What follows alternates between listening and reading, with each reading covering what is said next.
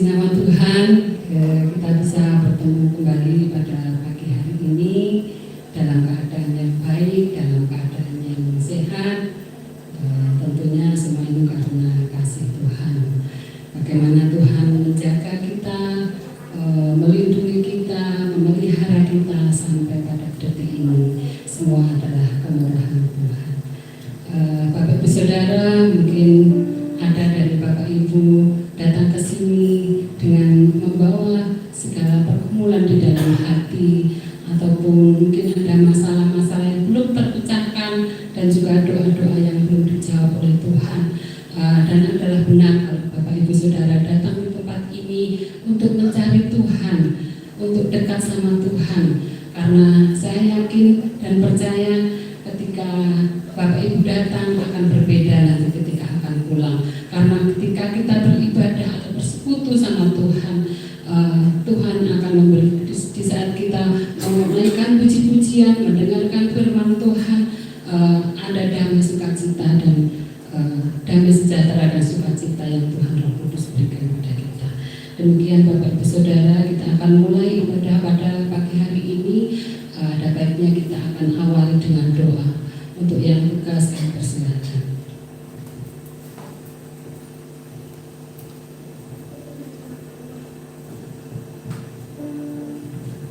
Mari kita berdoa. Tuhan, Bapa kami yang maha baik, terima kasih ya Tuhan untuk pagi yang indah ini. Kau telah memberikan tempat yang nyaman untuk beribadah, tempat yang sejuk Tuhan. Terima kasih Tuhan, Kau telah memberikan kesehatan kepada kami semua untuk saat ini bisa berkumpul. Sebentar lagi kami akan mendengarkan firman-Mu. Biarlah mata hati kami tertuju hanya kepada firman-Mu. Terima kasih ya Tuhan. Ini Tuhan lancarkan untuk ibadah pagi hari ini Tuhan. Kiranya Tuhan memberkati kami semua. Terima kasih Yesus. Dalam nama putra yang Tuhan kami Yesus Kristus kami berdoa dan mengucap syukur. Haleluya. Amin.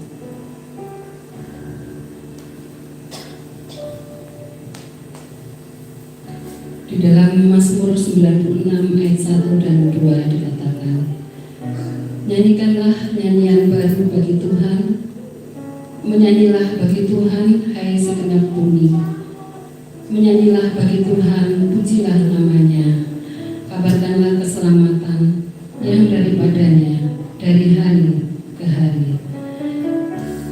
Mari Bapak Ibu Saudara, kita mau menaikkan pujian penyembahan kita. Kita mau serahkan hati kita mau serahkan hidup kita untuk memuji dan menyembah Tuhan. Inilah rinduku.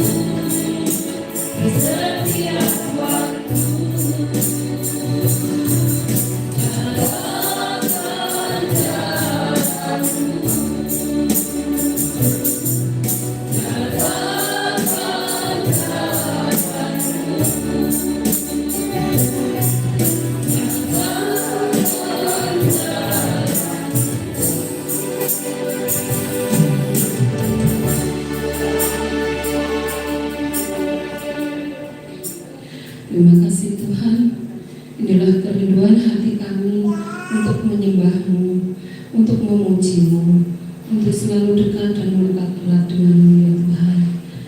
Engkau Allah yang patut kami agungkan, Engkau Allah yang layak kami tinggikan. Dasar semua perbuatan ya Tuhan. Terkadang kami kehabisan kata-kata untuk menerima semua kebaikan-Mu dalam kehidupan kami.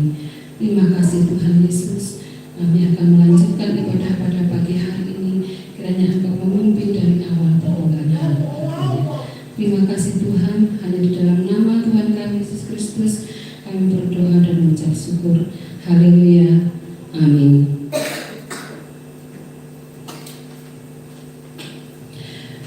Bapak Ibu Saudara, sebagai orang Kristen kita percaya bahwa musuh terbesar kita adalah penguasa-penguasa di udara yang kita sebut sebagai iblis. Sebagai orang yang percaya, kita percaya bahwa perjuangan bukan melawan daging, melainkan melawan roh-roh jahat di udara.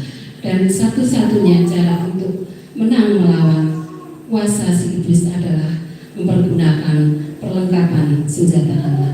Seperti juga saat yang akan kita naikkan pada pagi hari ini, kita akan buat iblis gemetar, kalahkan tipu dayanya dengan kuasa namanya, yaitu nama Tuhan Yesus. Mari Bapak Ibu Saudara, kita akan bangkit berdiri dan bangkit pelukan.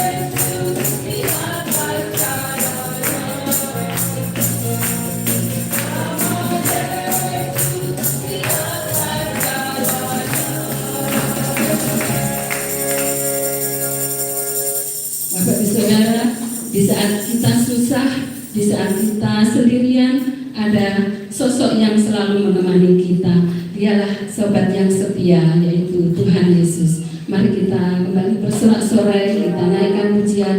Ada satu sobatku.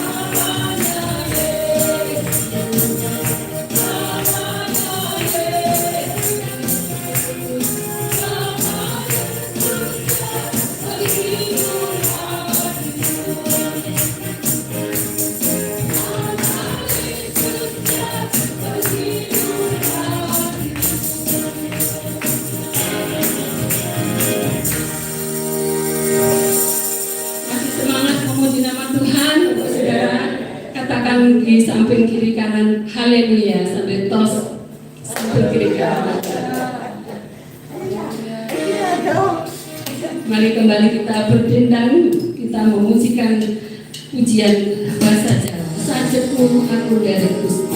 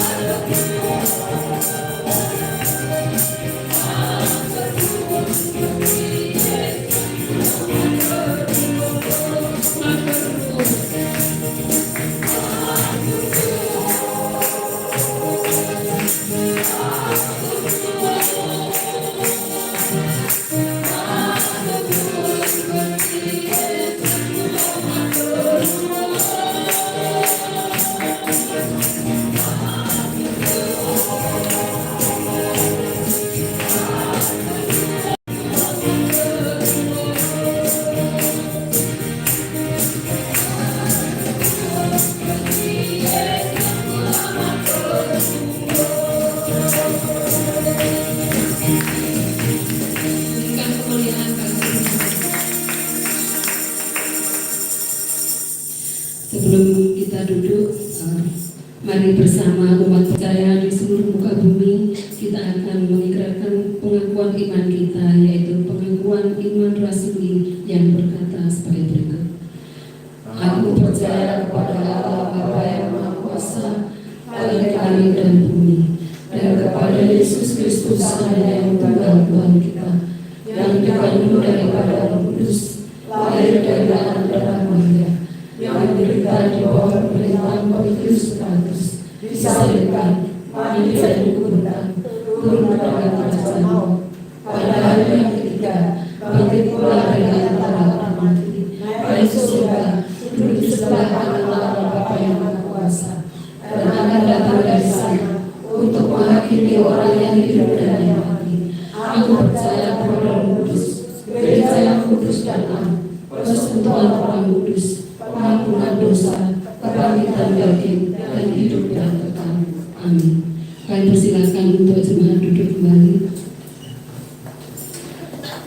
Di dalam Amsal 11 ayat 24 dikatakan, ada yang menyebar harta tetapi bertambah kaya, ada yang menghemat secara luar biasa namun selalu berkekurangan. Bapak dan Saudara, waktunya kita akan memberikan yang terbaik kepada Tuhan, kita akan memberikan persembahan. Selamat memberi dengan sukacita.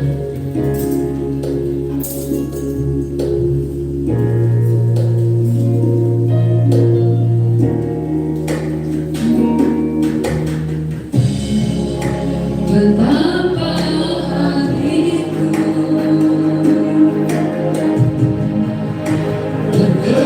berterima kasih Yesus, Kau mengasihiku, Kau memilikiku.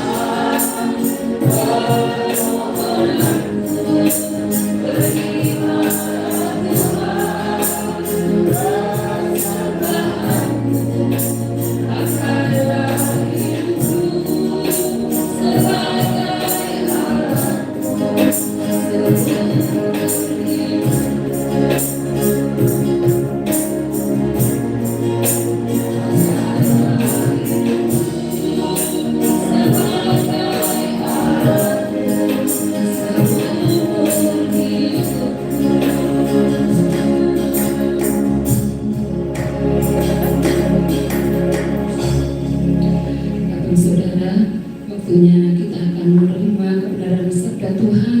Mari kita siapkan hati dan pikiran kita untuk menerima firman Tuhan. Kita akan pujikan walau ku tak dapat melihat.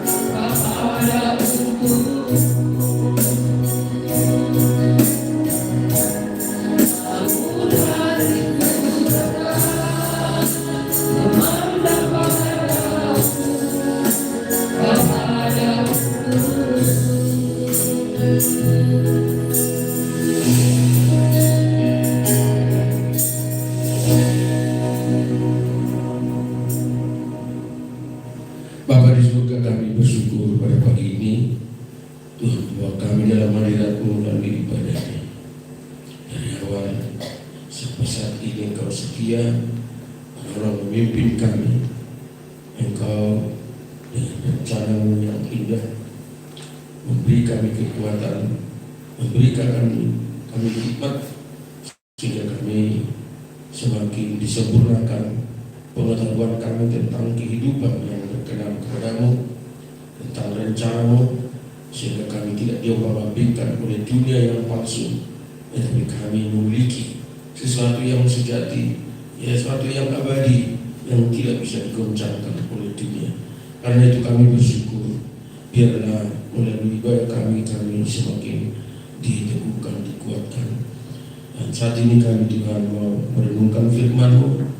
Roh Kudus tolong kami, ajar nasihati kami, tegur kami, beri kami pengetahuan dan hikmat, supaya kami makin tajam pengetahuan kami tentang kebenaran, sehingga kami tidak dipermainkan oleh kepalsuan dunia. Terima kasih Bapa, pimpin hamba-Mu yang menyampaikan, bahkan kami semua. Terpujilah nama-Mu Bapa. Demi nama Tuhan Yesus Kristus kami berdoa dan menyambut firman Tuhan. Amin. Shalom.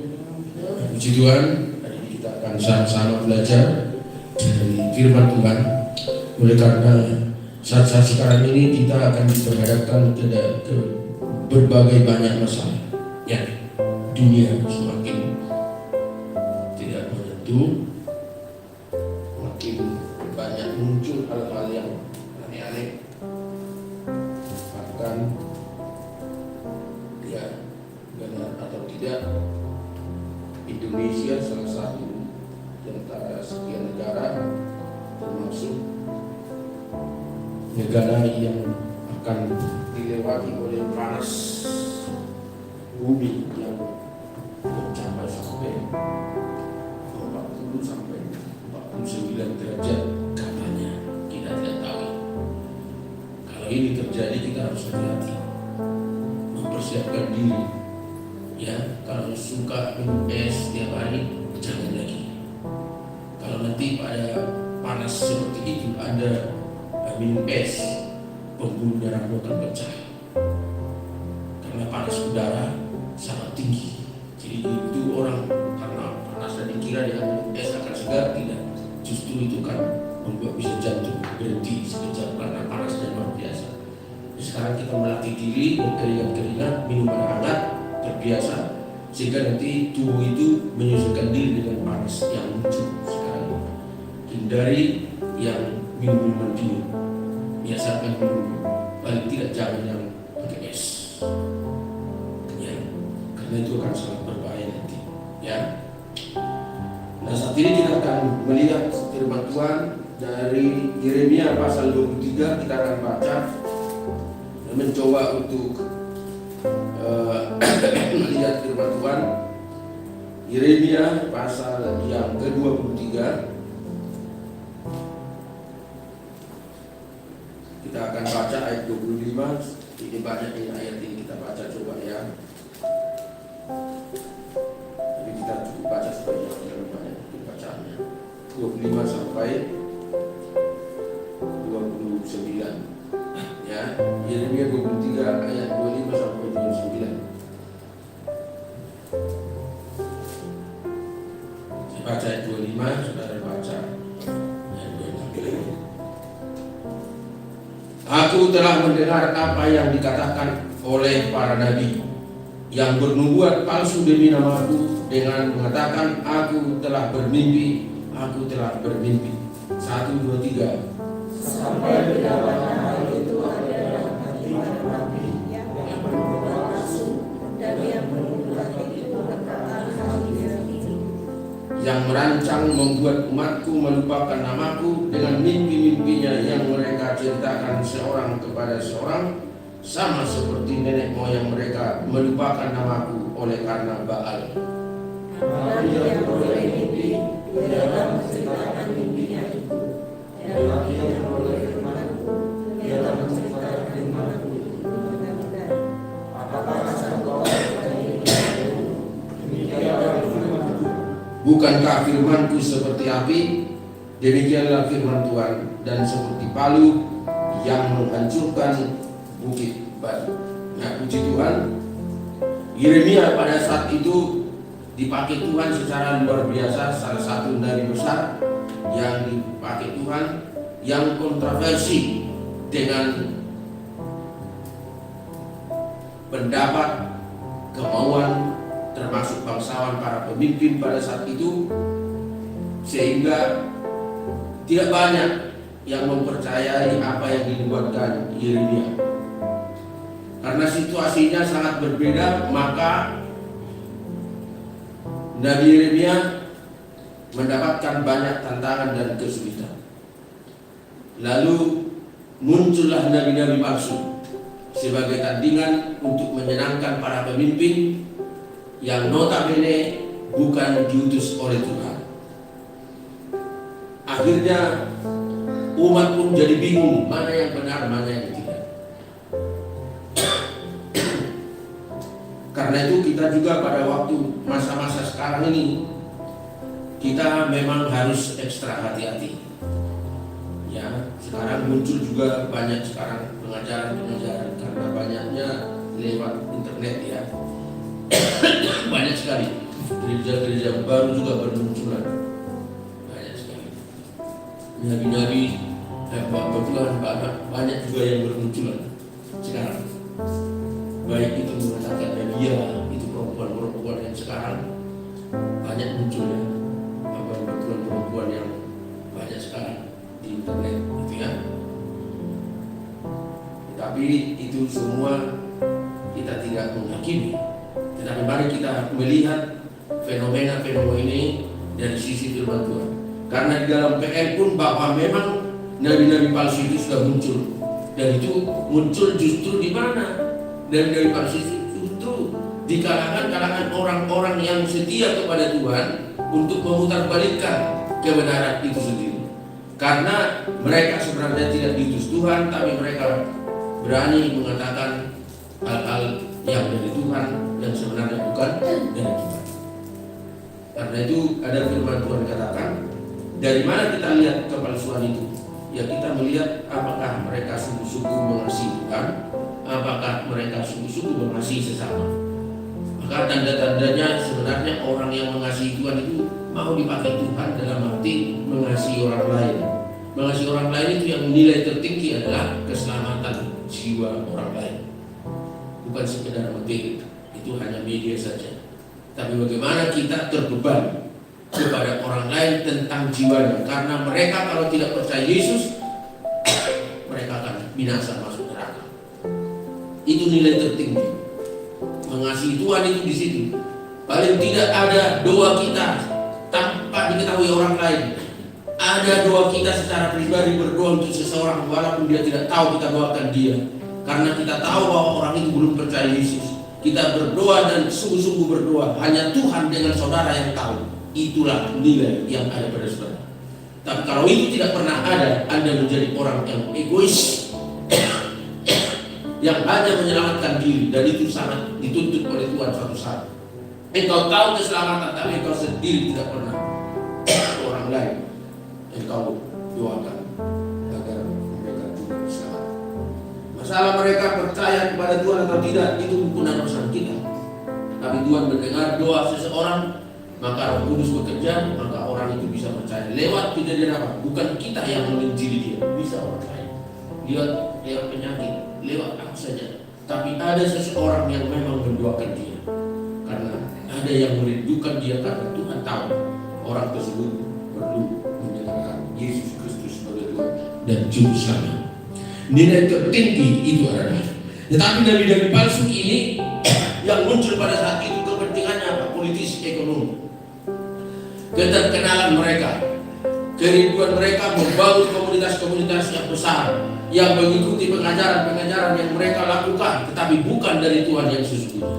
Sekarang kan muncul gereja-gereja yang notabene memperbesar komunitasnya, membangun gereja-gereja besar dengan segala cara, buka cabang di sana-sana. Saya sudah tahu banyak gereja sekarang yang buka cabang di mana-mana di kota-kota besar. Ya, makanya muncul di plaza-plaza kan. Nah, itu uang, berbicara tentang uang itu semua. Bisnis kerajaan Allah. Mereka sudah bilang bisnis kerajaan Allah. Jadi sudah dibisniskan kerajaan Allah itu. Nah, ini kita harus hati-hati. Nah, kita gereja kita yang kecil di sini, kita kadang-kadang memang boleh kita secara manusia mengatakan gereja kami kok gak berkembang, tidak maju. Dalam hati kita, kerinduan kita memenangkan jiwa, pasti. Tetapi ketahuilah, Tuhan tidak melihat banyaknya orang beribadah, tidak. Maka saya bilang orang percaya Yesus tidak harus menjadi Kristen, tidak. Tapi dia wajib menghidupi firman Tuhan yang diajarkan oleh Tuhan Alkitab, yaitu mengasihi sesama seperti diri sendiri. Firman Tuhan ini berlaku untuk semua orang yang sungguh-sungguh mengasihi Tuhan. Mengasihi sesama seperti diri sendiri itu adalah nilai yang sangat luar biasa. Bagaimana kita menerapkan ini? Kalau saya mengasihi diri saya sendiri, saya merawat diri saya jaga kesehatan, saya jaga tidur, apa kebutuhan saya. Dan terus bagaimana saya mengasihi orang lain? Pedulikah saya dengan orang lain yang tidak punya apa-apa? Ya, gitu ya. Tetapi itu semua adalah sarana. Tetapi di hati paling dalam yang Tuhan inginkan adalah jiwanya, supaya dia mengenal Yesus. Itulah nilai yang mendorong kita berbuat sesuatu agar dia mengenal Tuhan. Tuhan berbicara kepada Nabi bahwa Tuhan sendiri mengatakan, aku telah mendengar bahwa mereka, yaitu nabi-nabi palsu itu, dengan gencar mengatakan sesuatu yang dari Tuhan tapi tidak dari Tuhan, sehingga mereka memalsukan sebenarnya. Kalau Yeremia memberitahu kepada bangsa itu sangat keras, kalau tidak bertobat mati. Itu beritanya, makanya tidak disukai. Raja pun akhirnya membuang dia, ya, karena apa? Tidak pernah kompromi. Jadi sangat serius, ya, sangat serius. Tentang kebenaran itu memang sangat serius. Kita tidak boleh main-main. Mengikut Tuhan itu kita harus serius. Dalam ayat yang kita baca tadi yang terakhir, bahwa firman Tuhan itu seperti api. Firman Tuhan itu seperti api yang menghanguskan. Jadi adalah firman Tuhan itu yang menghakimi, firman Tuhan itu yang mengadili. Bukan saja orang lain, tapi kita juga yang masih sudah percaya kepada Kristus, masih tetap firman Tuhan itu seperti api yang menghanguskan. Artinya menegur kita, menasihati kita tiap hari. Jadi pengikut Kristus harus selalu rindu ditegur oleh firman Tuhan, dinasihati, dikoreksi oleh firman Tuhan supaya kita sadar bahwa kita ini banyak kekurangan, banyak kekeliruan kita secara manusia, supaya kita menyesuaikan apa kehendak Allah dalam diri kita. Tapi satu hal yang paling penting, firman Tuhan katakan bahwa kasihilah sesamamu seperti dirimu sendiri, ya. Dan kemudian hukum yang utama, kasihilah Tuhan Allahmu dengan segenap hatimu dan segenap jiwamu. Dalam kedua hukum inilah terdapat seluruh kitab Nabi dan hukum Taurat. Artinya semua firman Tuhan itu termasuk di dalam kasih itu. Sehingga kalau kita mengasihi Tuhan dengan sungguh-sungguh, mengasihi sesama dengan sungguh, hidup kita sudah melakukan semua firman Tuhan. Karena Allah itu adalah kasih. Jadi kalau kita semakin mendalami tentang kasih Allah itu, kita sebenarnya makin tidak ada arti hidup ini, makin kosong diri kita, karena nilainya apapun yang ada pada kita dan kemampuan kita nggak ada apa-apanya, ya, semua karena kasih Tuhan. Nah, itu yang disebut karena anugerah Allah kita hidup sampai sekarang adalah maksud Tuhan supaya hidup kita dipakai oleh Tuhan untuk menegakkan keadilan dan kebenaran dimanapun kita ada, karena kepalsuan itu sudah ada di mana-mana. Kalau kita tarik sekarang ini, kita harus bisa merenungkan bahwa firman Tuhan ini satu-satunya kebenaran yang sejati, ya, di dalam pribadi Yesus Kristus, ya, Juru Selamat. Itu kebenaran yang absolut. Hanya makanya Yesus katakan dalam Yohanes 14:6, akulah jalan kebenaran dan hidup. Tidak ada yang sampai kepada Bapa kalau tidak melalui Dia. Karena itu Yesus itu adalah seluruhnya. PL itu sampai PB semua, dari kitab Kejadian sampai Wahyu pasal 21 itu bicara tentang Kristus, tentang keselamatan sebenarnya. Ya, itu inti yang kita. Jadi ketika kita selalu berpegang teguh kepada iman kita dalam Kristus Yesus, hidup di dalam kasih-Nya, mengasihi Dia dengan sungguh-sungguh, dan kita rela dan mau dipakai untuk alatnya Tuhan, maka sesungguhnya bahwa kita ini pengikut Kristus yang sejati. Pengikut Kristus yang sejati adalah orang yang selalu mengutamakan bagaimana Tuhan memakai hidupnya di semua tempat, di semua keadaan. Walaupun kita secara manusia silih berganti kesulitan, tantangan dan pergumulan, tetapi itu adalah mengajak kita untuk selalu berpegang teguh kepada Tuhan Yesus, supaya nilai hidup sehari-hari tertinggi bersandar kepada Tuhan Yesus. Itu yang membuat kita kokoh dan kuat dalam segala keadaan apapun. Nabi-nabi yang bermimpi, nabi-nabi yang bernubuat, ternyata pada PBI sekarang ini pun masih banyak muncul nabi-nabi yang bernubuat, hamba-hamba Tuhan. Ya, Indonesia nanti tahun sekian begini, kedatangan Tuhan seperti ini. Itu nabi-nabi palsu. Tidak pernah mengatakan seperti itu. Yesus sendiri tidak pernah mengklaim dirinya akan datang pada tanggal sekian, tahun sekian. Tidak ada. Tidak pernah. Jadi jangan pernah percaya hal itu. Kalau ada sekarang ini kan banyak, ya, pengajaran-pengajaran yang seperti itu. Tetapi satu hal yang penting adalah bagaimana kita melihat seseorang itu memuliakan Tuhan, mengasihi Tuhan, dan mengasihi sesama. Dia rela dan mau dipakai oleh Tuhan hidupnya. Itulah yang sebenarnya yang harus kita hidupi. Kita mulai dari rumah tangga kita, ya, kemudian ke depannya. Bagaimana kita mengasihi Tuhan? Bagaimana kita mengasihi sesama itu? Adakah komunikasi yang sengaja kita buat, tapi dalam hati kita paling tidak kita doa tetangga-tetangga, Tuhan tolong bagaimana tetangga saya ini supaya bertemu Sang Juru Selamat Yesus Kristus yang sudah menyelamatkan saya. Saya tidak mampu Tuhan, tapi apapun yang ada pada kami, ketika dia melihat saya, biar dia melihat Tuhan dalam diri saya. Nah, nanti Roh Kudus yang bekerja, ya, Roh Kudus yang bekerja. Di sisi lain memang kita tidak mudah, tetapi paling tidak ada beban dalam hati kita supaya Tuhan bergerak. Nah, kemudian di dalam ayat yang terakhir nanti bagaimana Tuhan akan berurusan dengan nabi-nabi palsu. Di dalam ayat yang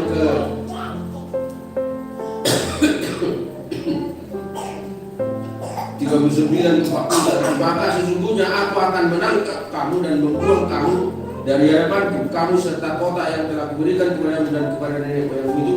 Aku akan melimpahkan kepadamu aib yang kekal dan noda yang kekal yang tidak akan terlupakan. Nah, orang-orang yang memalsukan kebenaran, yang hidup mereka mengatakan secara perkataan ikut Tuhan, tapi hidupnya tidak mencerminkan pengikut Tuhan, mereka pada akhirnya nanti akan ditangkap, dibuang menjadi noda dan dibinasakan. Karena kita ada tanggung jawab bagi kita supaya hidup kita ini menjadi terang dan garam. Itu dengan sengaja kita harus buat dalam hidup kita. Ada pemikiran-pemikiran dalam diri kita, pemikiran Kristus, di mana supaya orang lain percaya Yesus. Kita bukan memindahkan agama, sekali lagi katakan, bukan mengagamakan orang. Biarkan mereka beragama-agamanya, tetapi mereka paling tidak harus percaya Yesus sebagai Tuhan dan Juru Selamat. Itu yang penting. Karena Yesus itu bukan tokoh agama. Dia adalah Tuhan dan Juru Selamat dunia. Tidak ada sampai kepada Bapa kalau tidak melalui Tuhan Yesus. Maka kita perlu melihat kondisi situasi sekarang yang seringkali kan kita juga bisa melihat di YouTube banyaknya sekarang berkorban gak salah, tidak apa-apa, dan itu berkembang. Bahkan Paulus katakan orang memberitakan Injil pun dengan maksud tujuan yang lain-lain tidak apa-apa, yang penting Injil diberitakan, karena suatu saat mereka akan mempertanggungjawabkan semua apa yang mereka lakukan, nah termasuk kita. Jadi kita menjadi pengikut Kristus ini jangan berpikir ini kan jemaat biasa. Tidak ada istilah jemaat biasa, sama kita. Tubuh Kristus itu ini karena dikasih sebagai hamba Tuhan atau gembala dalam sistem itu, sistem pengelolaan sebenarnya. Tapi dalam tubuh Kristus, Yesus adalah kepala. Semua percaya Tuhan Yesus itu gereja apapun, bagaimanapun Kristus fungsinya sama, membangun dan Allah di dunia ini, yaitu kebenaran, keadilan. Melalui apa? Cara hidup kita, komunikasi kita, pergaulan kita, sosial kita dengan orang lain, sehingga orang lain tahu bahwa kita ini memang ada Tuhan dalam diri kita. Tidak perlu kita ngomong tapi orang tahu kita berbuat sesuatu yang baik, yang benar karena dorongan kasih Tuhan, sekalipun orang itu jahat.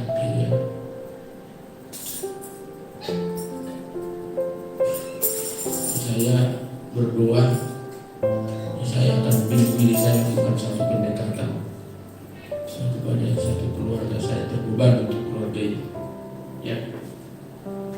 Saya bantu keluarga ini bukan keluarga yang mampu, keluarga yang susah, tapi saya terbeban untuk itu, mengunjunginya, bahkan untuk berkorban. Saya bukan menarik dia supaya menjadi Kristen, menjadi gereja, tidak, bukan seperti itu. Tapi saya mau memberitahu Yesus Kristus itu lebih dari segalanya. Ya, itulah yang perlu kita. Jadi beban-beban seperti ini memang perlu ada pada kita, tidak perlu banyak-banyak. Setiap kita ada nggak beban seseorang? Apakah temanmu yang belum percaya Yesus? Apakah saudaramu atau kamu? Ayo, satu orang saja terus bawa dalam doa dan rindukan dia bertemu denganmu. Nggak usah ngomong tentang Yesus, tapi apa yang kau pikir? Bagaimana dia supaya senang bersahabat denganmu? Coba Anda lakukan itu. Tapi dalam hati kecil Tuhan tolong orang ini supaya dia diselamatkan. Dan itu harus kita lakukan memang dengan sungguh-sungguh. Karena untuk itulah kita sebenarnya dipanggil oleh Tuhan untuk maksud menyampaikan berita kebenaran, berita sukacita, berita yang menyelamatkan. Nabi-nabi palsu yang kontroversi, yang berlawanan dengan apa yang disampaikan oleh Tuhan melalui Nabi Yeremia terlalu banyak. Yeremia sendiri ditolak, termasuk raja, termasuk orang-orang Israel. Hanya segelintir manusia yang masih mau mengikuti apa yang dikatakan Yeremia, karena nubuatan yang disampaikan itu memang tidak enak didengar. Karena dituntut suatu pertobatan. Ya. Yeremia menuntut suatu perubahan sikap orang Israel, termasuk raja, untuk setia melakukan keadilan, kebenaran di tengah-tengah kehidupan bermasyarakat. Karena itu kita juga demikian. Allah menuntut kita sebagai pengikut Kristus untuk setia dan taat dalam kondisi situasi apapun untuk mengedepankan kebenaran, keadilan itu sendiri. Memang persentase kita kecil, sedikit, ya. Orang percaya Yesus sedikit, tapi tidak seperti itu. Tuhan itu bisa mengubah satu bangsa dengan sekelompok kecil manusia yang setia. Bukankah murid Tuhan Yesus hanya 12 awalnya, ya kan? Ya. Tapi bisa sampai sekarang kita bisa melihat, karena dia datang itu bukan dengan kemewahan, tapi dia datang lewat kesederhanaan. Kelahirannya di Bethlehem dengan sederhana, bahkan tidak ada tempat. Ya. Jadi kehadiran kita hanya kesederhanaan karena Tuhan yang bekerja dalam kita, Roh Kudus, sehingga berita yang ada dalam diri kita adalah berita keselamatan, berita sukacita yang membuat orang bergairah, bersemangat karena kehadiran kita. Jangan karena kita hadir orang jadi bersedih, orang jadi susah karena uang kita yang tidak masuk. Paling tidak kalau kita dalam bidang kita bekerja, kita buat kita bekerja dengan rajin, antusias, bersemangat, bergembira bekerja, sehingga orang lain melihat ini kok orang berbeda. Pasti orang tanya, ada apa ya? Kok kamu senang banget kerjanya hari ini? Tapi jangan hanya satu hari, terus segala keadaan terus senang, menyenangkan. Ya, saya juga merenungkan secara pelan-pelan. Kapan ya? Ada nilai yang saya lihat ya, dalam seperti cucu saya ini, siapa? Halil. Dia itu bangun tidur itu bisa ketawa. Itu luar biasa. Dia tidak suka keadaan yang susah. Dia suka senang. Malam siang dalam keadaan bagaimana masih ngantuk dia saya kok jalan tadi. Dia lari senang. Lihat orang ketawa, walaupun dia gini, tapi entah apa ya, dia berusaha coba nanti ketemu dengan Ali. Buat wajah kita agak seram begini, dia akan begini. Dia berusaha senyum, mengubah kita. Saya lihat ini orang ini beda. Ya, jadi itu apa ya? Hal-hal yang seperti itu tidak mudah kita temukan dalam diri manusia.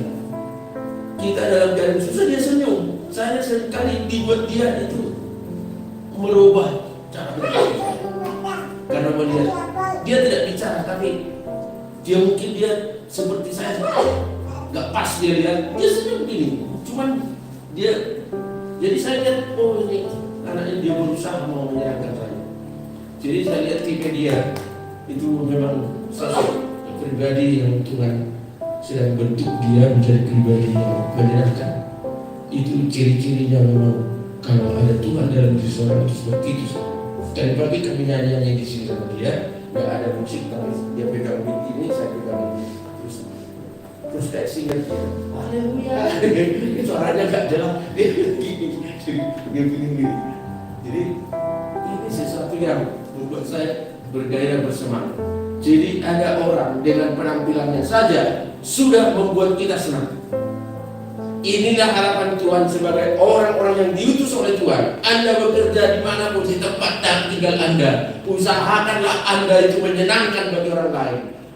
Tunjukkanlah wajahmu yang menyenangkan. Paling tidak senyum dengan orang lain. Saya kira orang itu pasti senang. Tapi kalau Anda sudah cemburut datang tapi cemburut lagi kan bukan berat. Ya. Nah ini saya belajar dari Nali. Saya belajar dari Nali. Dalam keadaan apapun dia bisa senyum. Itu yang luar biasa. Ya.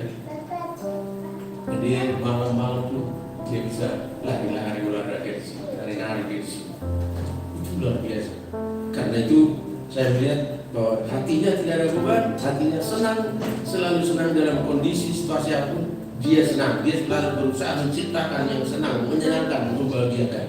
Nah, ini ciri-ciri kita sebagai orang yang tidak palsu di hadapan Tuhan adalah karena semangat dan kehadiran Roh Kudus itu dalam segala keadaan. Seharusnya kita tidak dikuasai oleh keadaan yang tidak senang itu. Karena Roh Kudus sifatnya sukacita, ya, membuat kita mempesona, menyenangkan, menyegarkan. Jadi Roh Kudus yang ada pada kita itu adalah roh yang membangkitkan semangat, antusias, berpikir positif. Itu ciri-ciri Roh Kudus yang memimpin seseorang, sehingga semangat dalam keadaan apapun. Dan saya yakin itu akan mempengaruhi seluruh organ tubuh kita.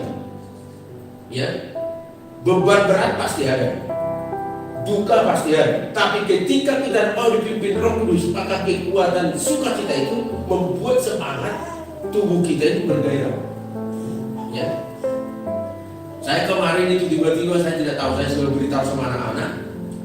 Ini kedua kali terjadi. Waktu saya diangkat lagi jadi staf di Pondok Kasih itu, yang bersangkutan juga berada di Jakarta.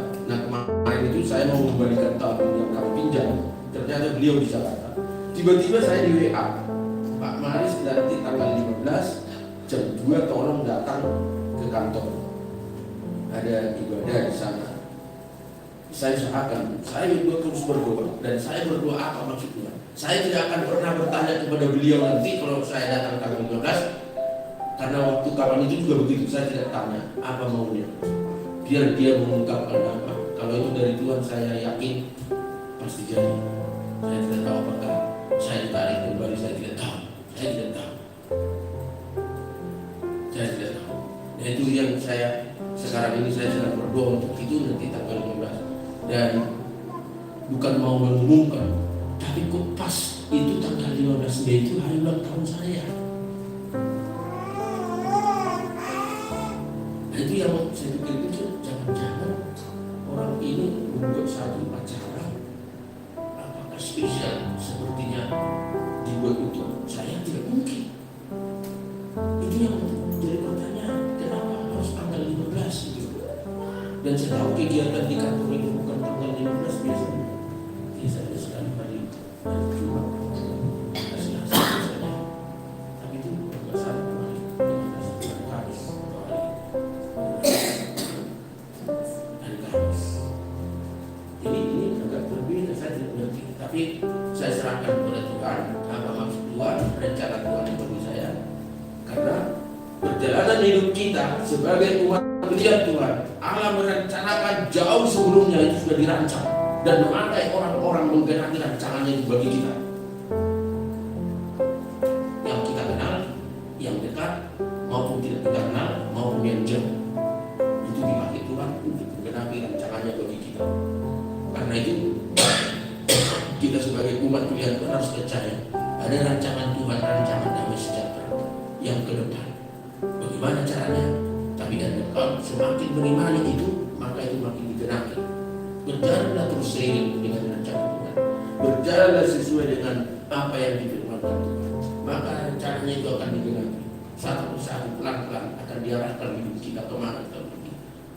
Kuncinya adalah berpegang teguh, setia kepada Tuhan, dan sungguh-sungguh berdoa, dan kita punya kerinduan seperti kerinduan Tuhan membawa seseorang ke Tuhan. Itu harus ada di hati kita, semua kita. Kalau itu ada di hatimu, Allah akan mengerjakan sesuatu yang besar dalam diri kita. Ya. Kalau saya berjujur, beban saya banyak di situ, memenangkan situ. Ya. Itu kerinduan saya. Ya, tentu tidak semudah kita berkata, tapi tidak hati kita ada. Karena itu hati Tuhan. Hati Tuhan adalah menyelamatkan manusia dari dosa. Itu hati Tuhan, dan itu harus ada di hati kita. Jangan pernah lupa itu. Maka segala kebutuhan dan keperluan kita yang kita tidak pernah pikirkan, Dia akan pelan-pelan cukupkan.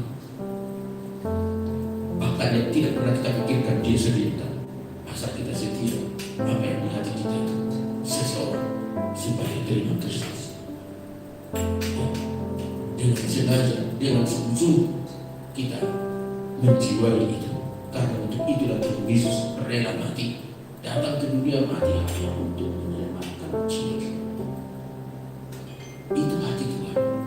Nah, itu harus ada di hidup kita.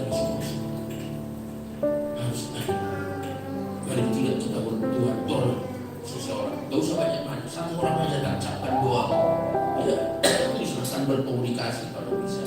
Gak usah cerita tentang Tuhan, tapi buat dia menyenangkan bagaimana. Kecuali kalau dia tanya, baik kamu jelaskan kepercayaan. Tapi jangan dia menarik menjadi anggota, menjadi gereja, menjadi Kristen. Percaya Yesus, biar dia mengalir. Jadi jangan memindahkan agama. Kalau ditarik mau supaya dia pindah, jangan. Itu masalah hukum. Tidak perlu. Percaya Yesus itu bukan harus menjadi Kristen secara agama ya.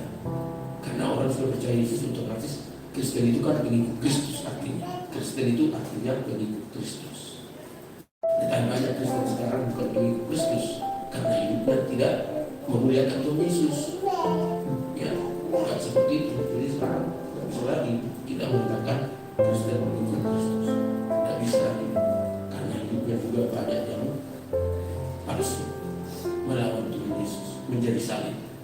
Ya, Tuhan mau kita menjadi pribadi yang memuliakan Tuhan dalam semua hal, karena kasih Tuhan itu ada dalam diri kita, sehingga kepalsuan yang muncul pada akhir zaman ini kita tidak ikut di dalamnya, tetapi kita akan berpegang teguh kepada kebenaran, nilai-nilai kehidupan kerajaan Allah itu, yaitu kasih Allah selalu terbesar dalam hati kita, sehingga kita bisa mampu mengasihi orang yang kejam, yang memusuhi kita, mampu kita mengasihi tanpa kita ada balas dendam, tersakit hati, dengan tulus kita mengasihi, karena itu adalah karakter Kristus yang terbangun dalam diri orang percaya yang sungguh-sungguh.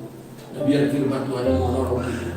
Ketika kita sungguh-sungguh komitmen mengasihi Tuhan, maka kepalsuan itu makin jauh dari kita, maka kemurnian dan kesejatian Tuhan itu muncul dalam diri kita. Di sanalah kuasa Tuhan akan nyata, mujizat akan terjadi, segala fasilitas akan dilengkapi, karena dunia ini diciptakan adalah untuk fasilitas memberitakan Kristus kepada dunia.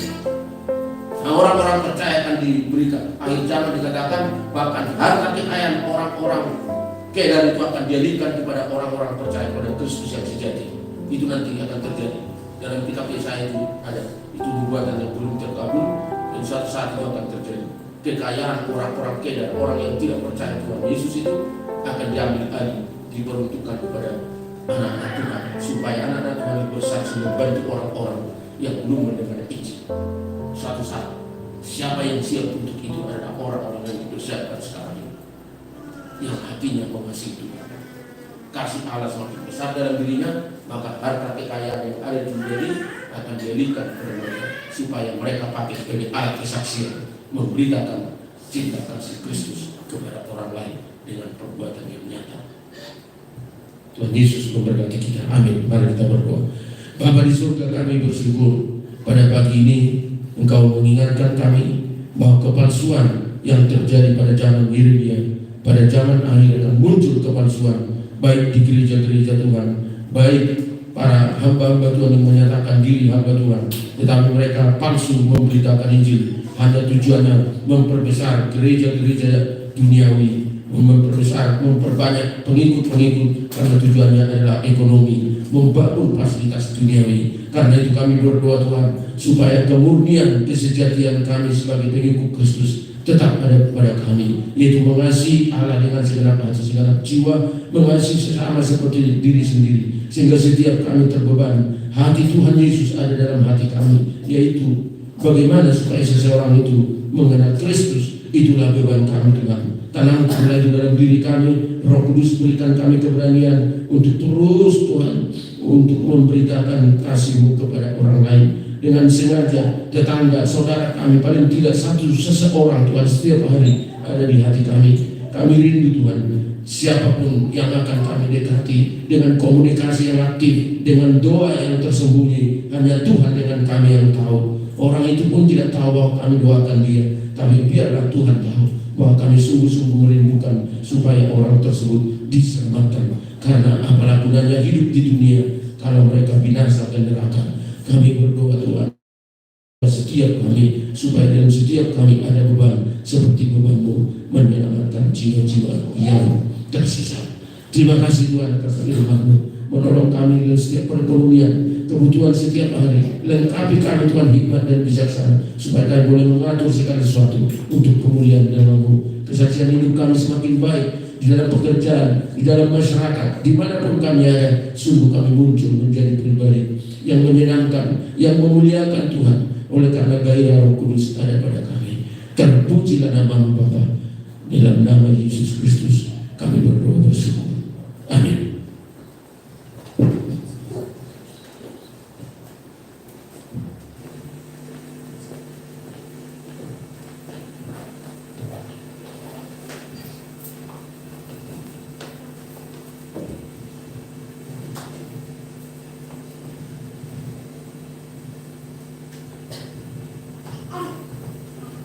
Demikian Bapak Ibu Saudara, untuk firman Tuhan yang kita dengar pada pagi hari ini, biarlah firman itu terus tertanam di dalam hati dan di pikiran kita, dan kita bisa menjadi berkat bagi orang lain. Kita akan memberikan persembahan kembali yang kedua sambil kita naikkan pujian Betapa Hatiku.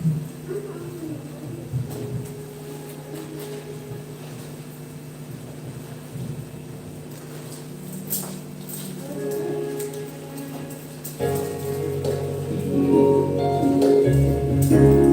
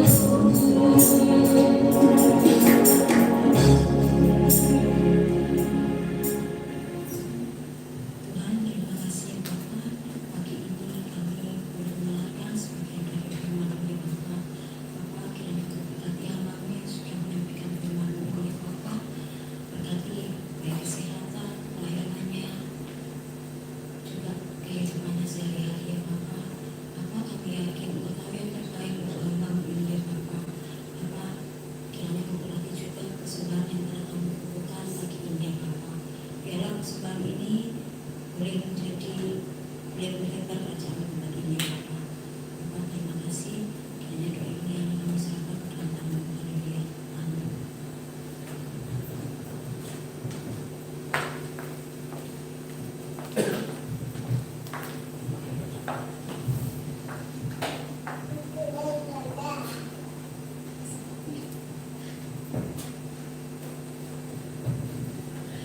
akan bacakan untuk pengumuman gereja, untuk jadwal ibadah kita, Bapak Ibu. Ibadah hari Kamis tanggal 16 Mei 2024, kita beribadah di gereja pukul 7 malam. Untuk yang tugas WL Ibu Eko. Kemudian ibadah raya hari Minggu tanggal 19 Mei 2024, untuk yang tugas WL Ibu Aritonang, singer Saudari Erling, doa pembukaan Ibu Suwarno, kolektan Saudara Erik, dan untuk LCD Saudara James. Demikian untuk pengumuman. Kita akan menutup ibadah pada pagi hari ini. Kami undang untuk bangkit berdiri. Kita akan pujikan walaupun tak dapat melihat.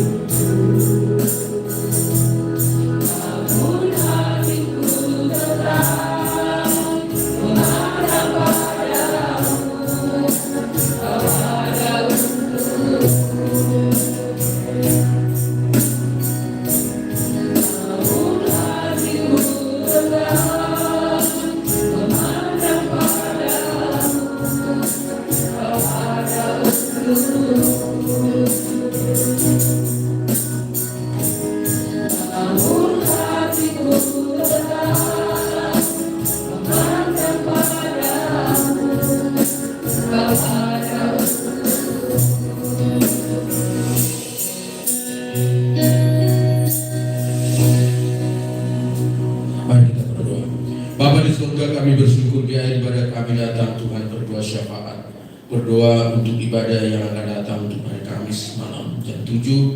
Kiranya Tuhan menolong kami semua dan juga yang bertugas, Engkau persiapkan dan kami semua punya kerinduan untuk kami boleh bersama berfellowship, bersekutu, memuji, memuliakan Tuhan, menikmati hadirat Allah. Terima kasih Tuhan, Kau memberkati juga untuk ibadah hari Minggu.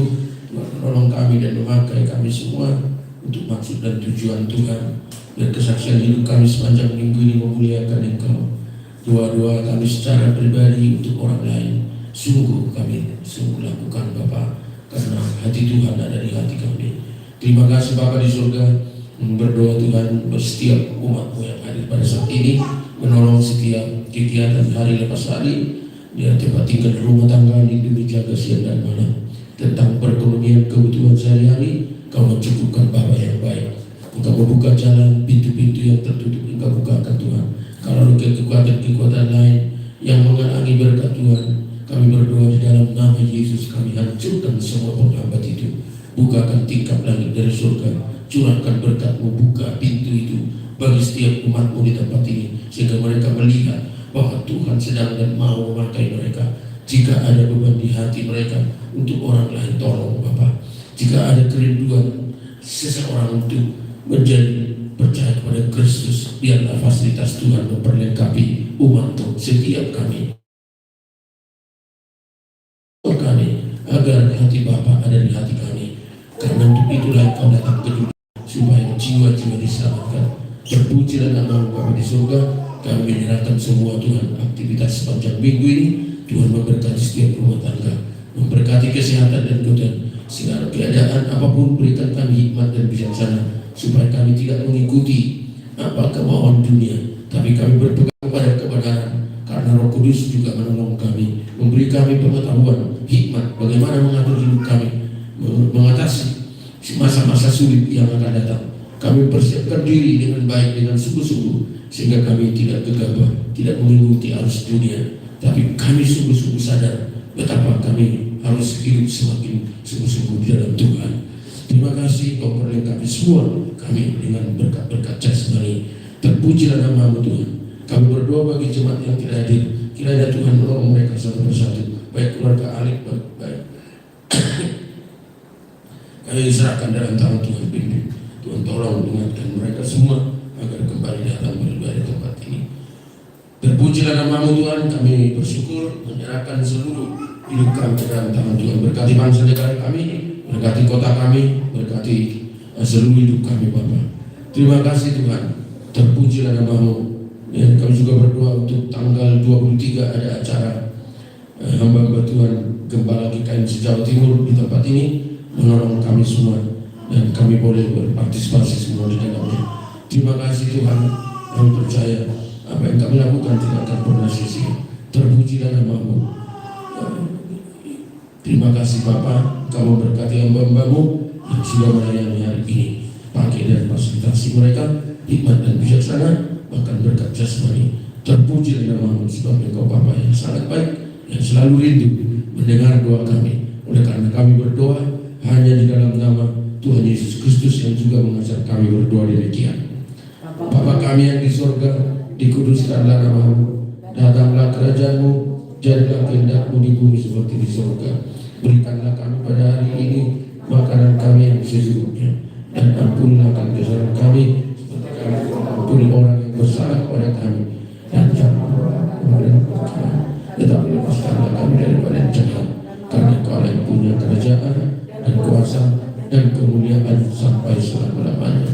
Anugerah dan damai sejahtera dari Allah Bapa, kasih karunia dari Tuhan Yesus Kristus, kuasa Roh Kudus menyertai saudara-saudara sekalian di dalam pekerjaan, perjalanan, dalam rumah tangga, dimanapun kau ada, selama kau sungguh-sungguh mengasihi Tuhan dan mau dipakai Tuhan, maka diberkatilah pekerjaanmu, rumah tanggamu, perjalananmu, pelayananmu, bahkan apa yang tidak pernah kau pikirkan, Dia berikan sebagai fasilitas supaya kau bersaksi kepada orang bahwa kau adalah pengikut Kristus yang sejati, yang sudah diselamatkan dan mau dan rela dipakai oleh Tuhan untuk keselamatan orang lain. Supaya terpujilah Dia, Allah Bapa, Putra dan Roh Kudus, yaitu di dalam nama Tuhan Yesus Kristus. Haleluya, percaya katakan. Amin. Bapa, terima kasih.